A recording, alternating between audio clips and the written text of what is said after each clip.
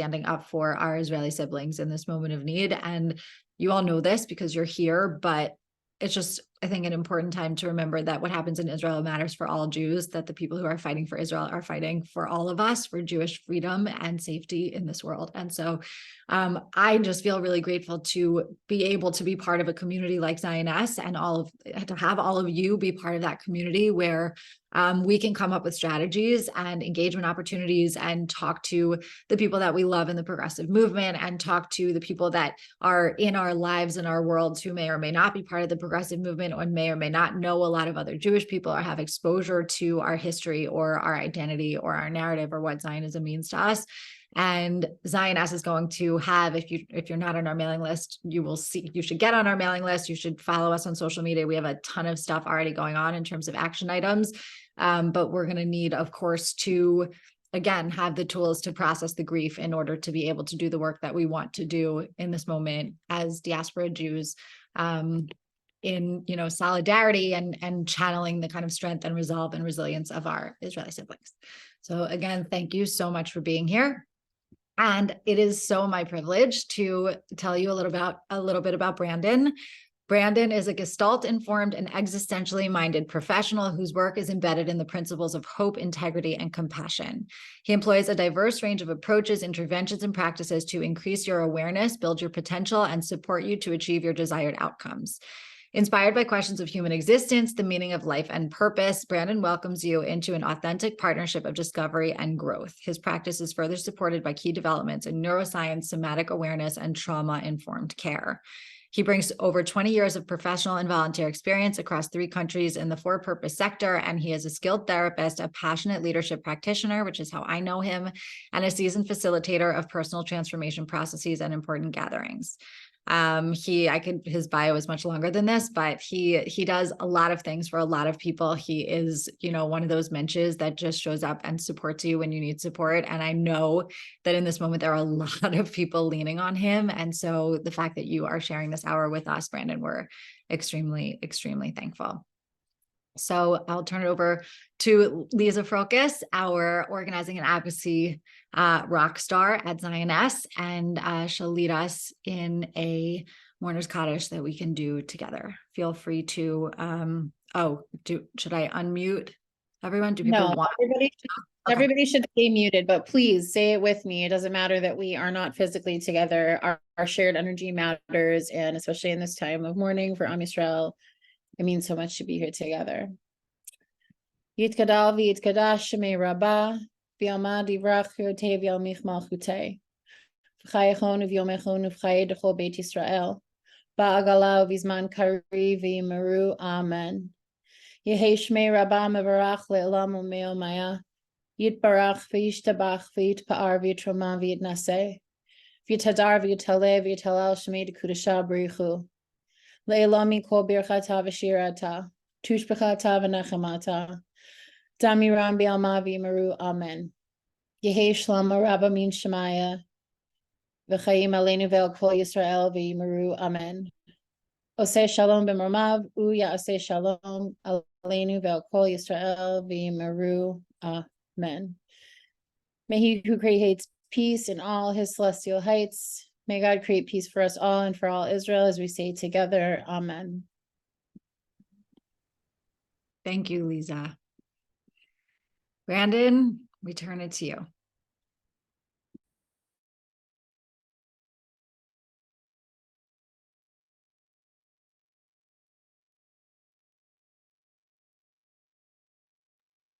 All right, there we go. It wouldn't let me unmute. Hello to all of you. It's really a pleasure to be with you all here, even though I wish we weren't needing to meet under these circumstances. But it is really wonderful to be joining you all from Australia, where it is Friday morning.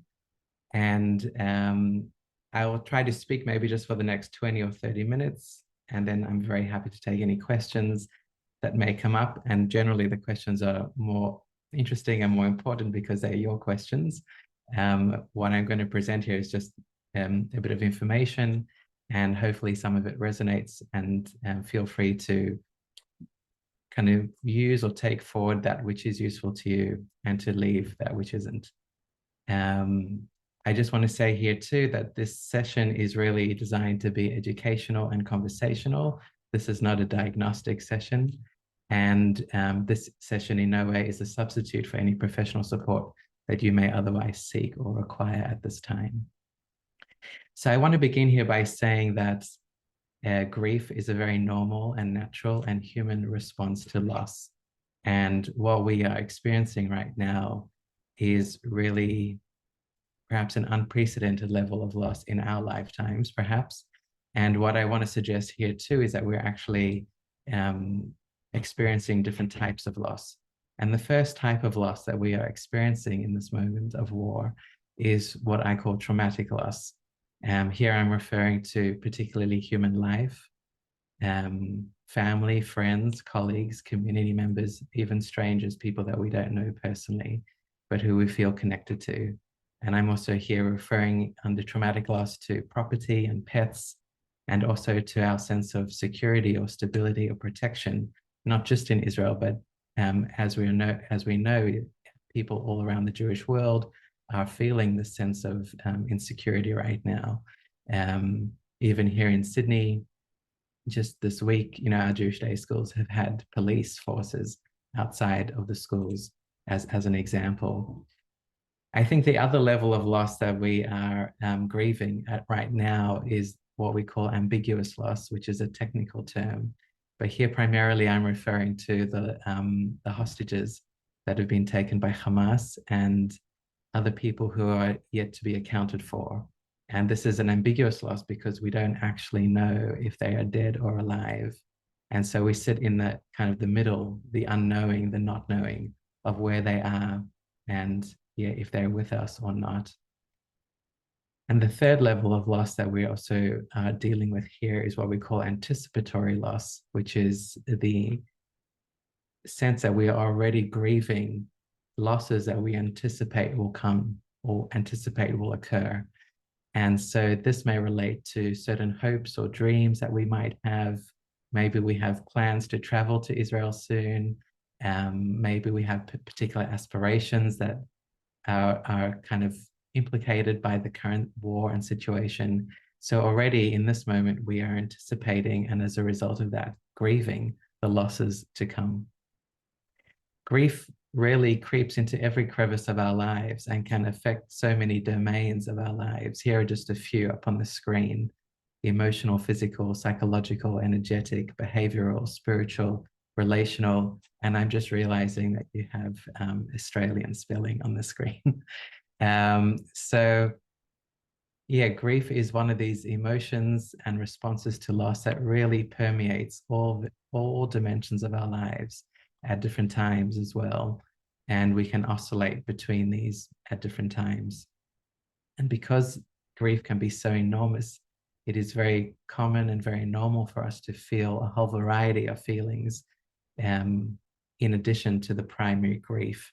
And you may be able to locate some of your own kind of emotional experience here on the screen, and to know that there is so much more that we can feel. Here's just a short selection of common feelings that arise from the grief that we feel and experience. I want to just present here too as well, two very short models that come from the field of grief work. I want to say here, just as a preface that these models are not designed to make you think, what should I be doing or what shouldn't I be doing? The idea of these models is to help us locate ourselves and to locate ourselves in our grief experience. So here, the first one is called the dual process model. And what we see here is this kind of very normal and expected oscillation between what's called loss orientation and restoration orientation. And again, you may find yourselves moving between these two realms as we move through the grief in this moment.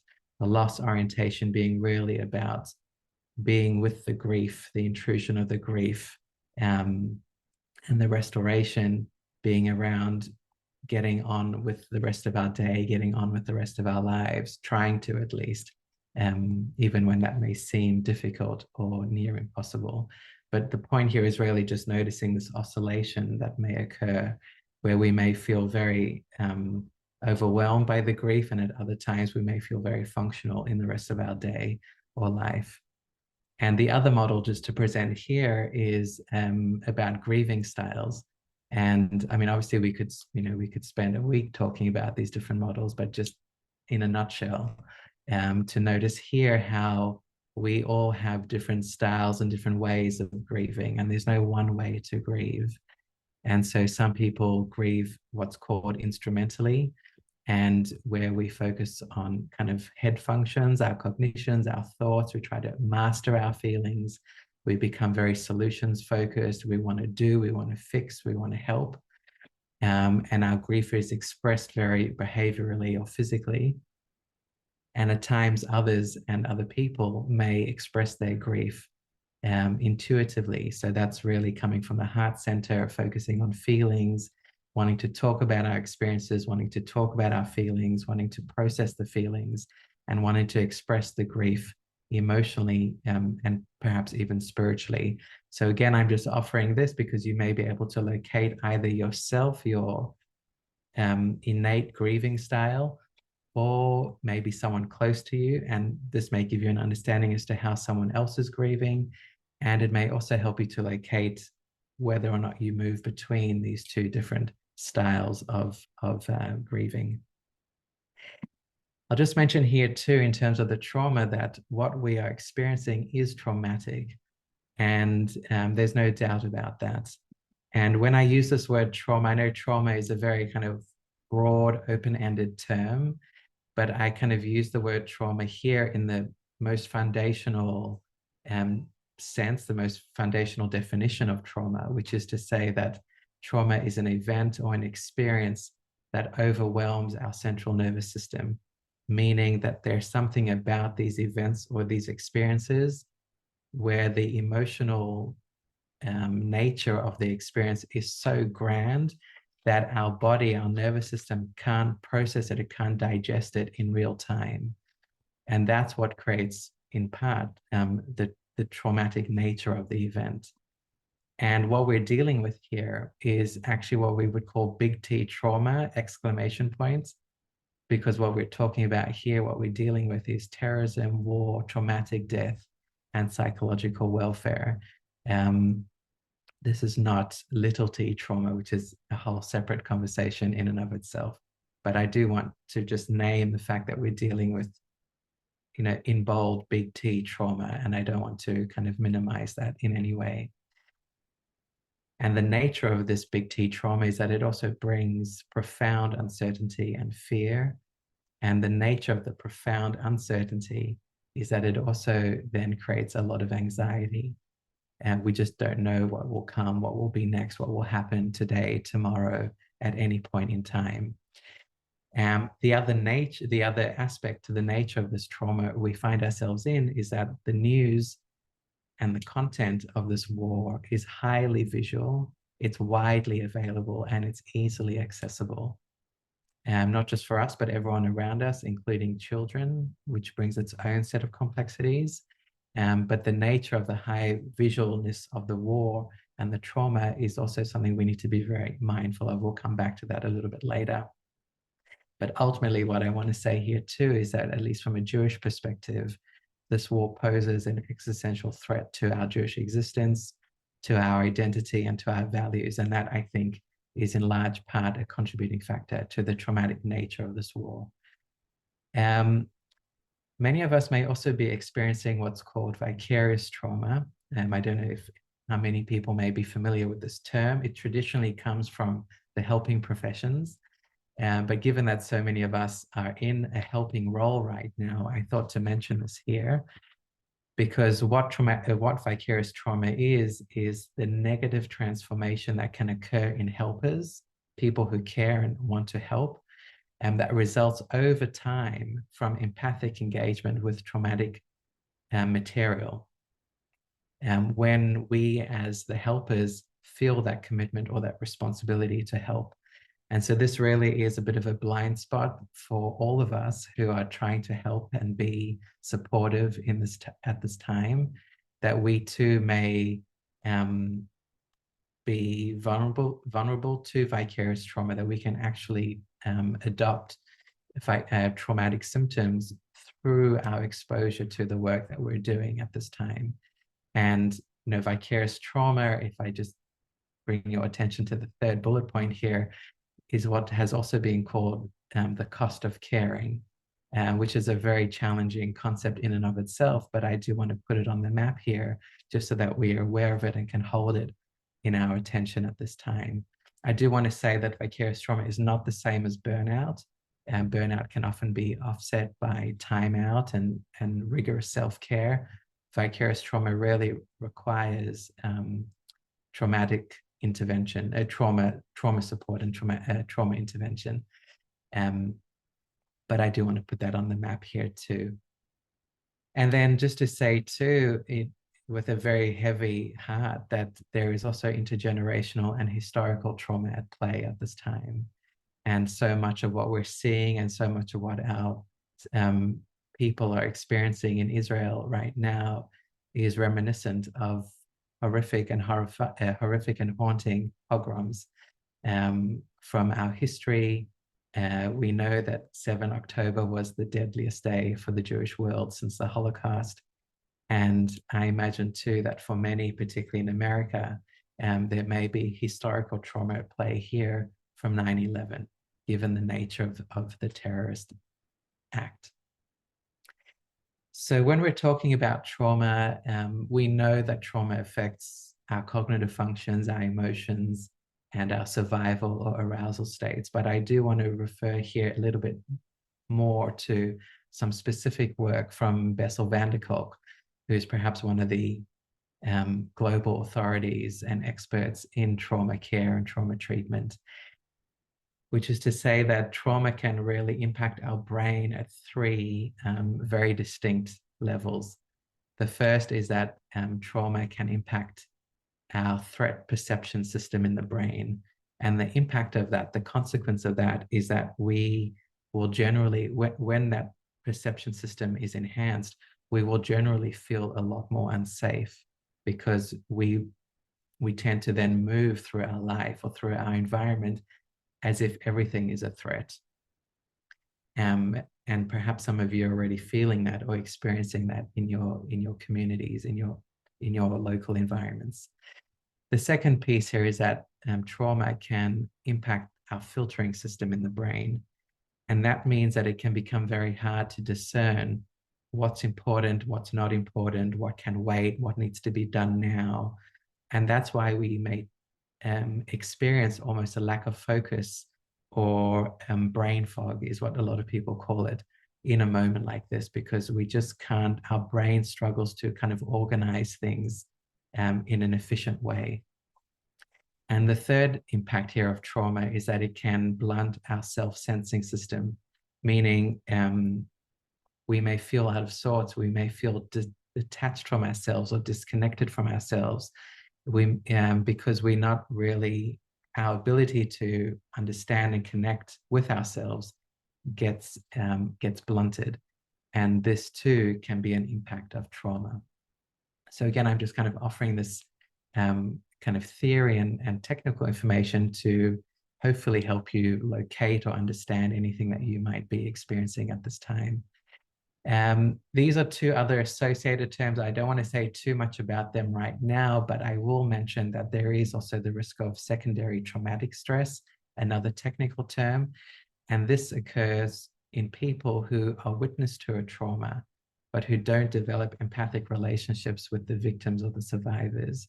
And again, a lot of us may find ourselves, I'm saying a lot of us in the diaspora may find ourselves in this situation because we are, in a sense, developing attachments and relationships with the trauma in Israel that's unfolding, but we don't necessarily always have human relationships with the people who are experiencing that trauma. So it is something for us just to bear in mind and to monitor. Speaking of monitoring, here are just some of the potential and possible impacts that we might experience and feel in the presence of the grief and trauma that we are speaking to here. heightened states of arousal, persistent anger or irritation, and numbing to everyday sort of joys and satisfactions that we may ordinarily and otherwise experience. Perhaps it's uncontrollable emotions, whether that's the anger, the irritation, but also sadness, upset, rage. Perhaps it's over or under eating, sleeplessness and restlessness. I know that for me, that's been pretty big in the last few days. We may also be experiencing flashbacks of any of the visual material that we're seeing on our screens and devices, or even imagine flashbacks of stories we're hearing from loved ones in Israel. We may be experiencing social withdrawal, not wanting to engage socially with people.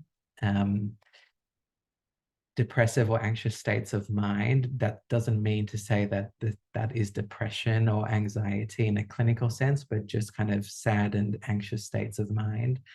Porous boundaries, in that we might be agreeing to things that we ordinarily wouldn't, or doing things that we ordinarily wouldn't. Just our boundaries feel pretty open and porous.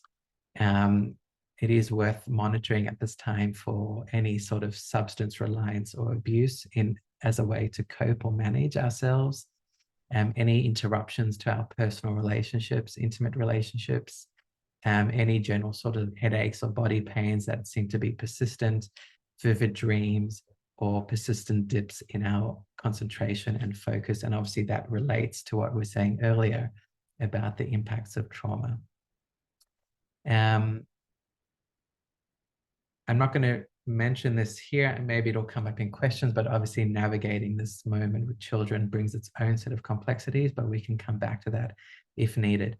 I do just want to spend some time speaking to this, this slide over here, given that the topic of this gathering is really about processing grief and trauma. And, I think the word and the imperative process to process something is can be at times very unclear and very broad and very vague. So I thought to offer here just some guidelines for what it means, at least to me, to process and experience. And so the first thing I offer here is that to process our experience is to really have language to understand our experience and to contextualize it, which is in part what I'm hoping to offer through some of this presentation right now. Another aspect to processing our experience is to really be able to acknowledge it without comparing it or minimizing it or deflecting it. It is very easy right now for us to compare our experiences to others who may be affected in very profound and deep ways in Israel. But that doesn't actually help us to process our own experience. And the fact of the matter is that we all have an experience of this experience, and that it is okay to acknowledge it without any sort of comparison, minimization, or deflection. Thirdly, I'll say here is that it's important for us to let ourselves feel our feelings and to be with our thoughts. Again, we don't need to compare, minimize, or deflect any of these aspects to ourselves, but to really let ourselves feel them or to be with our thoughts. And we need, it's helpful to recognize that each time we revisit our experience, we actually unfold a new layer of it. And we might actually learn something new about ourselves or our thoughts or our feelings or our beliefs or our values, that there is a merit in revisiting our experience again and again. It's not the sort of thing that we just visit once and then we're done. To process our experience is also to be able to monitor and support the state of our central nervous system, which is about noticing any sort of heightened arousal in our body that will generally be felt or experienced through shallow breathing, jitteriness, maybe it's like sweaty palms or perspiration. Our body will tell us when it's feeling aroused and unsafe. And when we are able to monitor that and support it, it means that we can actually, take that breath, take that moment of pause, take that moment of self-care and give our body, our nervous system, just a chance to recalibrate and ground itself. This is really important actually for processing our experience, particularly trauma. Another aspect of processing our experience is to connect and to share and to discuss and express our experiences with other people, if and when we have the opportunity to do so, and to really lean into our supports, whether they're professional or social. There's a whole variety of supports that we can turn to. Maybe that will come up in the questions too, but really to lean into them. And lastly, I would say here that to process our experience is to really meet ourselves with a lot of gentleness and kindness and compassion, rather than judgment or critique or criticism. So maybe just to kind of round out the formal part of this presentation, what can we do is always the big and golden question. So here are just a few ideas. I'm sure you'll have your own wisdoms to add to this list, and please do put them in the chat or erase them in the Q&A time. But the first thing I will say here, particularly when we're navigating grief and trauma, is to look after our body, our physical body, and to nourish our body as best as we can, whether that's through food, sleep, hydration, movement, and exercise, and regulating any sort of substances that we may otherwise consume. At this time of war especially, we want to be monitoring our consumption of news and social media. And one of the things I've been talking to a lot of my patients about, and community members here in Australia, is this idea of reading and talking rather than scrolling and watching. And because again, the visual, the videos and the visual cues get kind of transmitted to the brain and stored in the brain in very visceral ways. A way to reduce some of the impact is to actually rather read an article than look at a video, and to maybe spend time talking about what you're reading than watching more or scrolling more. And that's also a way for us to process what we're consuming in terms of news and updates. And to really focus on what we can actually control at this time. Sometimes we are lured towards the social media and towards the news because we think that it will give us a sense of control, or we think we can do something with it. But a lot of the times we can't. A lot of the time it's either psychological warfare, or it's just the news cycle, and it doesn't actually help us to control anything. So it can be useful to actually focus on what we can control, whether that's our food, our sleep, checking in with someone, doing something active, etc. Another thing we can do, which we can never do enough, really, in my opinion, is to connect with community. I think that community and connection really right now is the oxygen that we need to move forward through this time, through this war, through this moment. And community can be friends, family, colleagues, but even strangers. Just yesterday I was walking home from the train station and I overheard two people speaking Hebrew. I have no idea who they are. I've never seen them in my neighborhood before. But I just stopped and said, how are you doing at this time? Strangers to me, and maybe they'll become friends at another time. But this idea of checking in with others, whether they're people we know or don't know, whether it's people in our personal networks or professional networks too. I would also encourage people at this time to support the processing of the grief and trauma, to really lean into routines and pastimes as much as possible. Favorite hobbies, self-care practices, etc. Another really important aspect here is to seek and to offer safety. Like, we really need to be looking out for our own safety needs right now. And, I just spoke to a friend in New Zealand this morning, and she told me that she's thinking about taking down the mezuzahs in her home, particularly at the front door.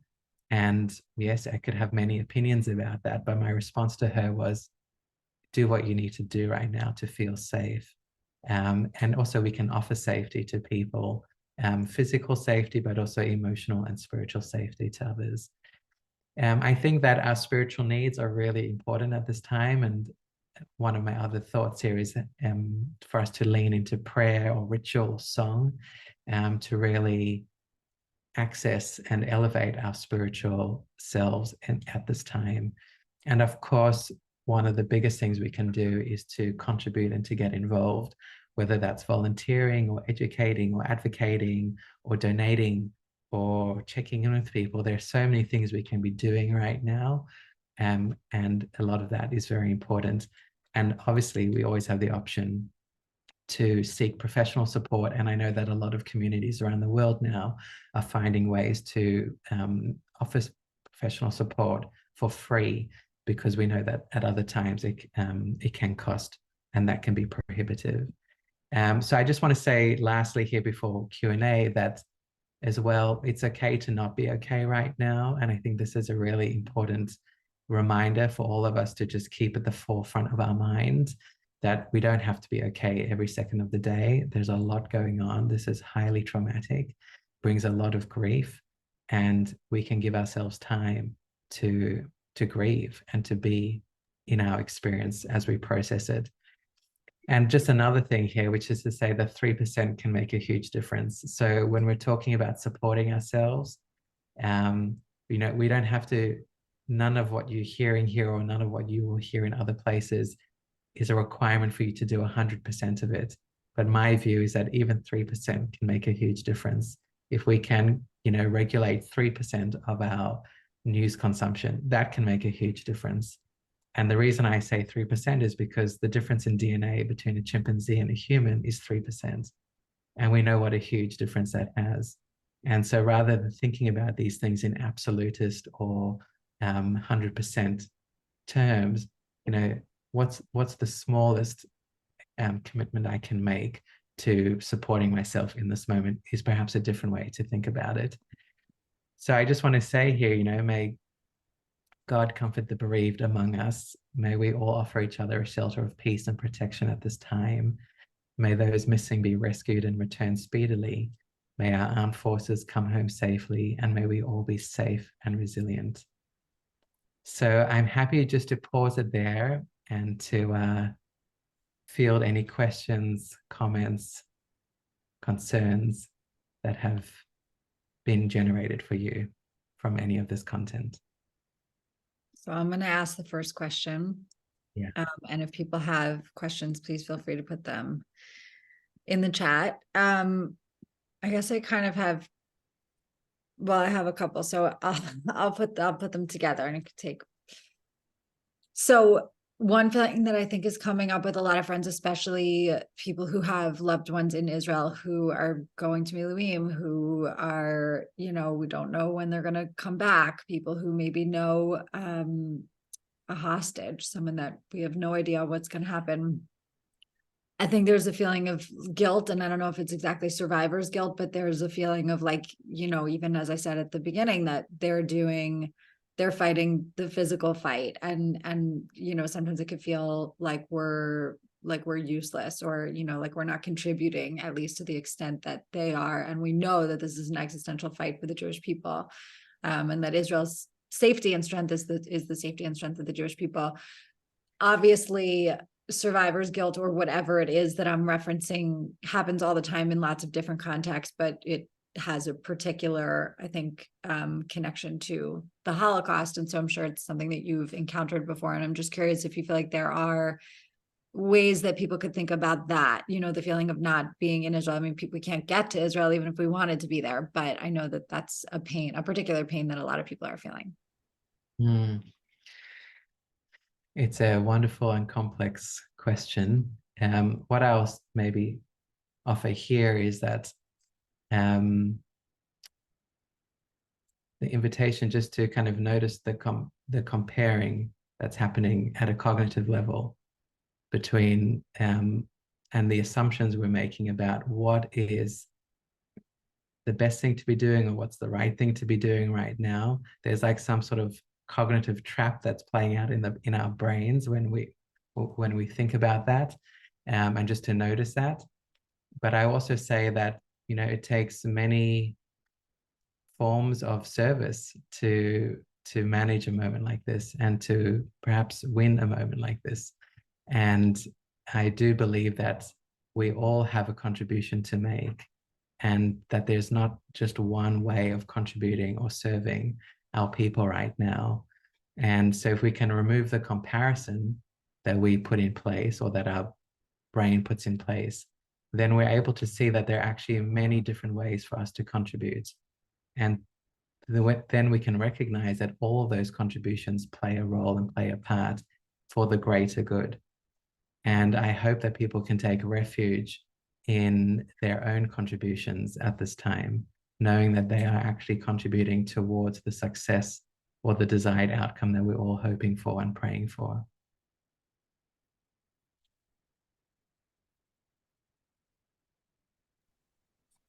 So there's a question, I think it's come up a couple of times in the chat about the trauma people are feeling seeing things on social media. And I know you said we should be kind of moderating our social media intake. I also know that is really, really hard for people. We feel like we need to know every single thing going on. And I guess there's an interrelated question. The answer seems very obvious that yes, the things, the images that we're seeing, the videos we're seeing are contributing to a serious critical mental health decline. How can we think differently about the need to know everything and watch? I mean, I personally won't watch anything, but I have a lot of, you can't, not everything has a trigger warning. You open your phone and it's like you're bombarded with it. Other than blocking all of your friends and never opening social media again, what tools would you recommend, Brandon, for like avoiding that? Or I mean, given that you can't avoid it, even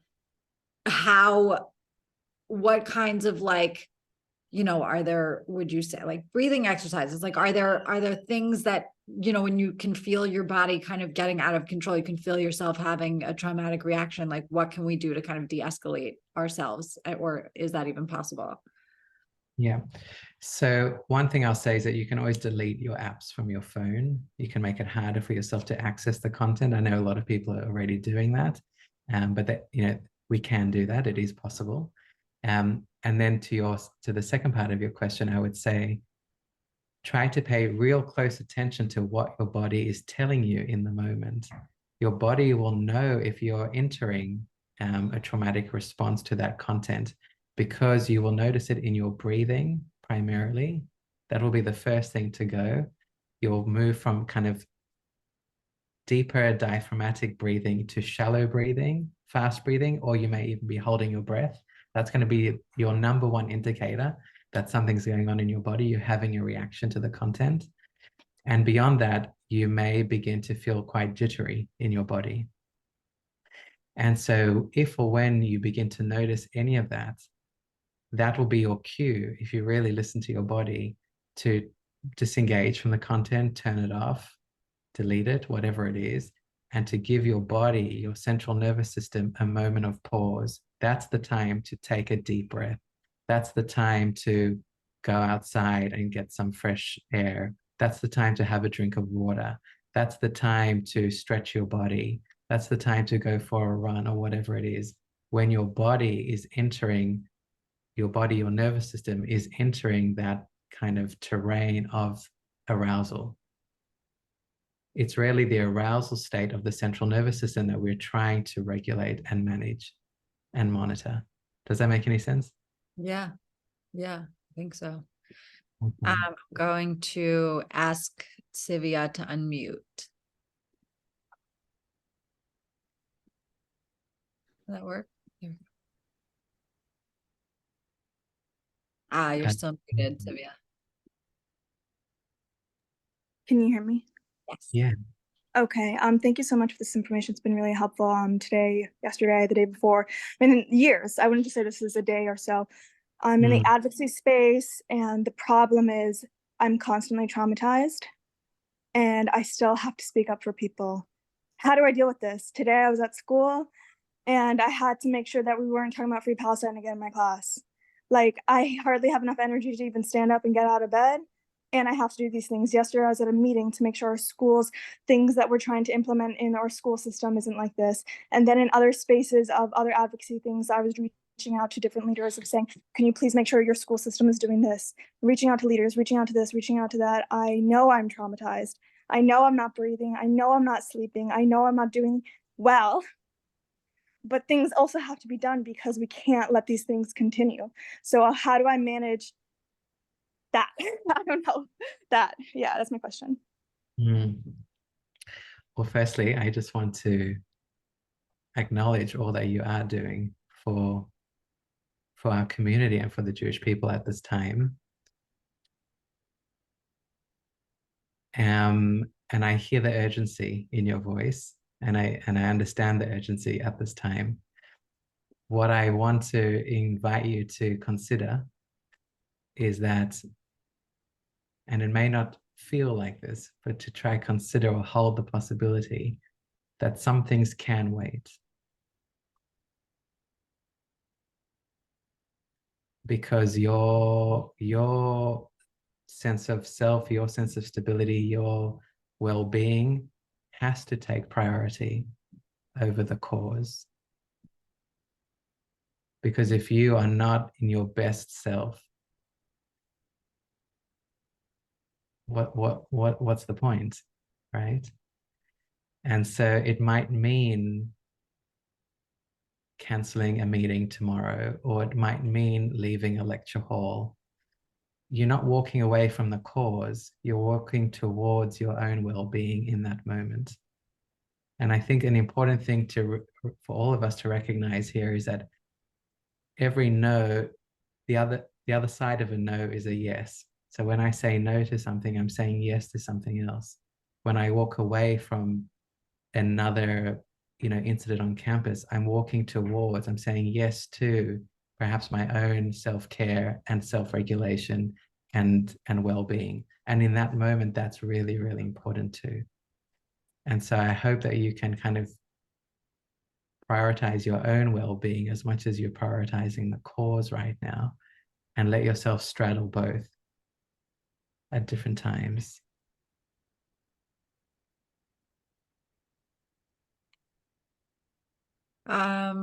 So there's a question about hateful and ignorant messages from politicians to higher education to our network on social media. And a connected question of what we can say to our non-Jewish friends that aren't checking in and being supportive. And I guess I'll say something about this and then let Brandon talk about it from a therapy and a mental health perspective. That question obviously is coming up all day, every day, of the silence. And then I've seen a bunch of really thoughtful messages just in the last 24 hours from people who did post incredible messages of allyship and support that said, I needed to learn. I needed to research. I needed to talk to people. I needed to think about my feelings. And like, if I was going to talk about something like this, I wanted to do it right. And it was going to take me, I wasn't going to be able to do it immediately. And I know sometimes that's not satisfying. And I know like the vulnerability that we feel right now is so urgent and existential. And, it seems so obvious to those of us who are living this. And it, of course, what happened this weekend is so obvious. You should not have to wait 4 days and think about how to condemn that, of course. But people who are making statements more broadly, and the people that I'm talking about, having seen messages that say, like, it took me some time because I'm putting together like a long statement about the Israeli-Palestinian conflict and the history of that land and the people who live on it. And, it kind of reminded me that a lot of things have reminded me that silence is better than a bad statement. Or silence is better than a statement that ends up with, people attacking it and the person who put it up because they thought they were, showing the kind of solidarity that we would want, but they weren't actually ready to do it and hadn't really committed to it enough. So then when they got attacked, they actually took it down, and then they let like the anti-Semitic bullies win. And that's sending a narrative and a message out into the world. So I just want to, I'm not in any way excusing the silence, especially of people that you are in real relationship with. Of course, it feels like such a betrayal that what we are experiencing, that people are not, showing up the way we want them to. I would just say to consider the possibility that there are really well-intentioned people out there who are acting in good faith, who are trying to learn, and who just aren't ready for the commitment. Like, we know what the bullying is going to be. We want people to say, I don't care. I have integrity and moral clarity. And so I'm going to stand up to the bullies. We want that. But bullies are bullies, and it's hard to be the victim of a bully. And so anyway, it's all just, it's not, I'll obviously let Brandon handle it from a mental health perspective, because the isolation and feeling of loneliness is something that it doesn't matter, like nothing that I'm saying is related to that. And that's not a thing I have any idea how to heal. But I think there's more support. The haters are going to hate, and they're going to be super open, and they are. And there's this huge constituency of people who are just not that loud. And there's an opportunity there. And we're seeing more support now than ever before. Now, obviously, the bar is so low, we've never experienced anything like this before. So you would think it would be easier to support. But I think as people learn from us, as we continue to like go out there as emissaries of our people and of the Jewish state and of Zionism, we can support people in speaking out instead of attacking them for not speaking out. And we might get a better we might get more positive support and allyship. But Brandon, what do you think? Well, I echo all of that. And the one thing I would just add here is that this is going to be a marathon. This effort that is before us, and it takes time. It takes time, and not everything needs to be done by tomorrow. And not every other person who is not affiliated or aligned with our cause needs to be on board by tomorrow. We may want that, we may wish for that, but it takes time, and it's okay for it to take time, I think, too. And so my only recommendation there would be to kind of try to manage your own timeline expectations on when things need to be done, by when, by who, etc., etc. It can take time, and when and in that time, you can also allow yourself time to connect with your supporters, with the people who nourish you and fill you up, as an energy to keep running this marathon. My uncle, who's a military man in Israel, who knows whether this is true or not? No one knows anything, but he reckons the shortest length of time this will take is a year. I almost fell off the chair when I thought he was going to say a week. And don't quote me. It's just like, it's one person's opinion. It's nothing official. We don't know.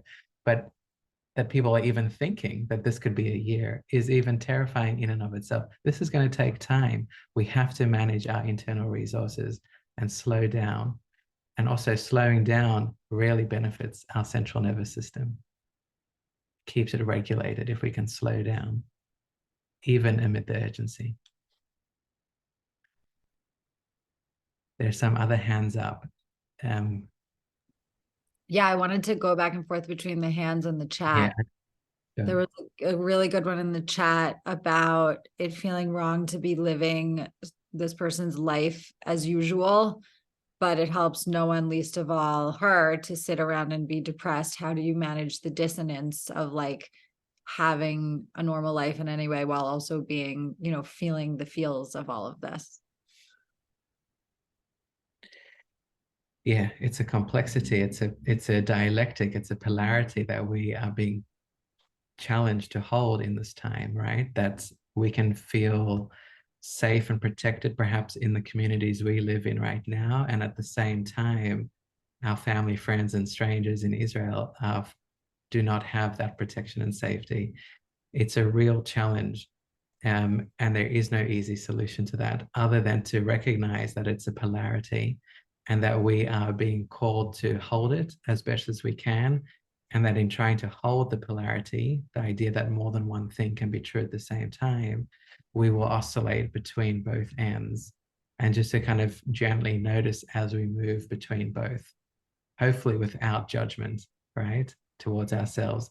And to recognize that there are reasons that you live where you live, and that's okay too, right? Just before we jumped on the call, someone from Zioness asked me how it is that I come to live in Australia. Like, there's reasons, right? And they may be deeply ancestral, and they may be much more contemporary. But to not forget that, like, we are where we are for a reason. There's a line that connects us to where we are, and there's a lot we can do from where we are to support others in other places and regions of the world. But really just trying to manage and hold the dialectic as best as we can.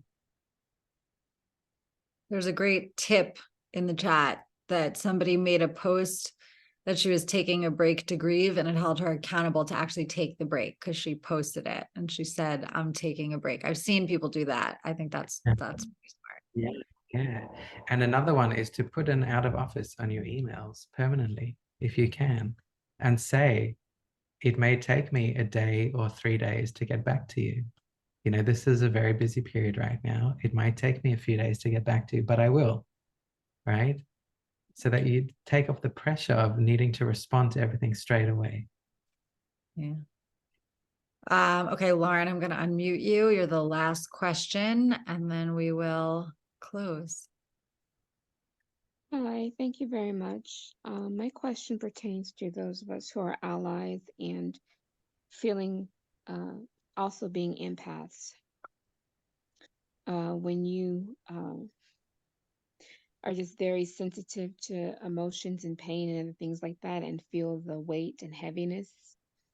And also when you also know the truth and aware of the truth, and unfortunately you may be in an area or within your own community that are just unaware or just are not listening, or do not fully grasp the full details of what actually is going on. How do you grapple that when you're trying to, the fear that, there are attempts to try to rile up, anti-Semitism in Black American communities, that type of fear. The fear of, even though you're a journalist and it's your job to stay tuned to the news, and you got to take a break from reading about, you know, um, decapitated babies. Just how do you just any advice on if you're an ally and you're an empath and all those things, how do you just advice for grappling with that? Thank you very much. Wow, I feel a lot of things in my body hearing your question, and I wish that there was an easy answer.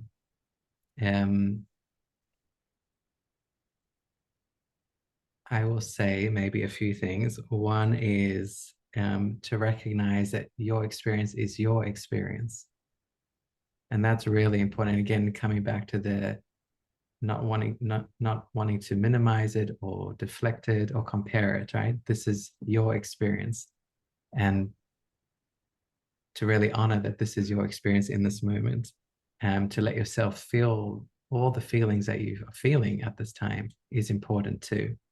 I think that number two, I will say, is to prioritize your safety needs.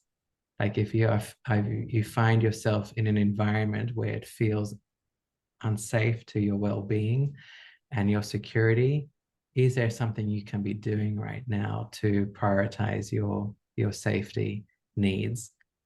Now, obviously, it's not possible to move necessarily, but maybe it's possible to spend a few nights in someone's spare room at their house where it feels safer. Or maybe it's possible to work from the office rather than from home versus the office, or vice versa. Just any sort of adjustments that you can make, I would encourage you to think about prioritizing your safety needs. And the third thing I would say here is to connect with your confidants and your allies as much as you can. The people who support you and the people who support your cause that you stand for. These are different groups of people. They're not always the same, but to allow yourself to feel that sense of support, connection, and community from people who you trust and who are safe for you can be very, very nourishing for your nervous system.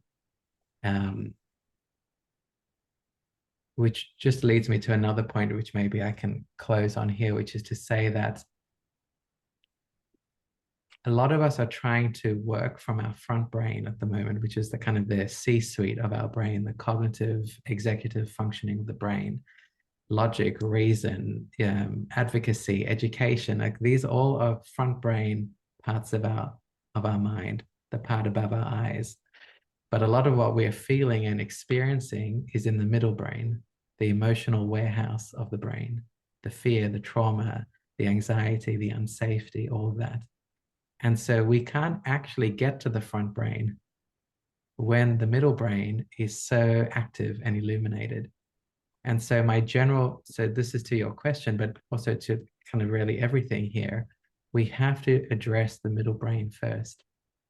We have to find a way to comfort and soothe and protect our emotional needs and experiences before we can come back to those cognitive functions of the brain. which is to lead and to advocate and to educate and to do all the incredible work that you're doing in the world.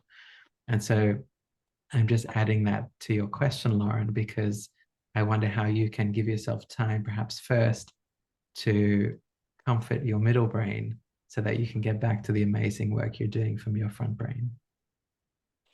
And I hope that's not too esoteric.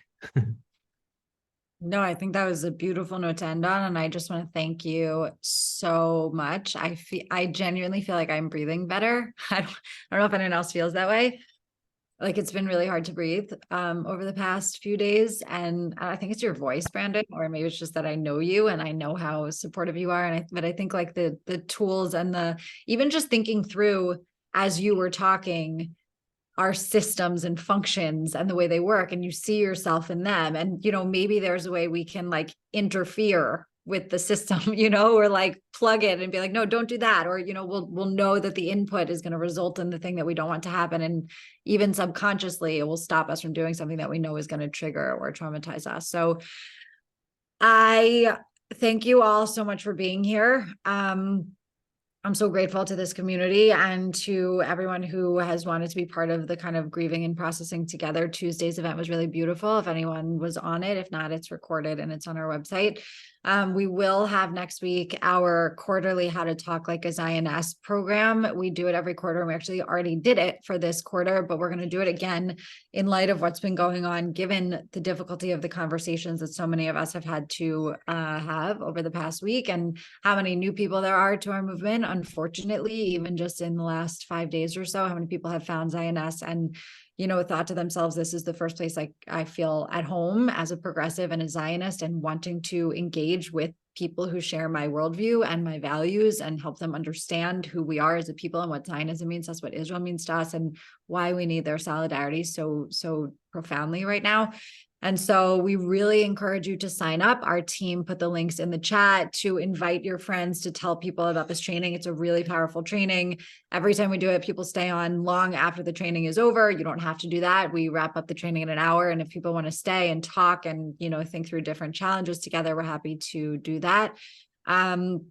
Also, please make sure you're on our mailing list. We're doing action alerts constantly. We have a lot going on. We really mobilized immediately at Team Zioness to respond to this because, we don't want to look back on this moment. I think there was anything that we could have done and didn't do to support Israel and the Israeli people and the Jewish people in this moment. And so I just thank you all so much. Mostly Brandon, thank you for sharing your skill set and your kindness and your just really profound way of thinking through the challenges that we're facing mentally, emotionally, even physically in this moment. And I know that the tools will be very helpful for me. They were a really good reminder, and I hope they're helpful for everyone else. And as always, if you have any feedback you want to share, please don't hesitate to reach out. You can reach out to our organizing team, Nick@zioness.org, Lisa@zioness.org, and or Justin@zioness.org.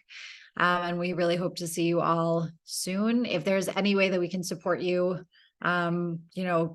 we're working with the same tools as all of you, but we are here to support our community in any way we can. And we're sending a lot of love and all the strength that we could possibly share in this moment. So Am Yisrael Chai.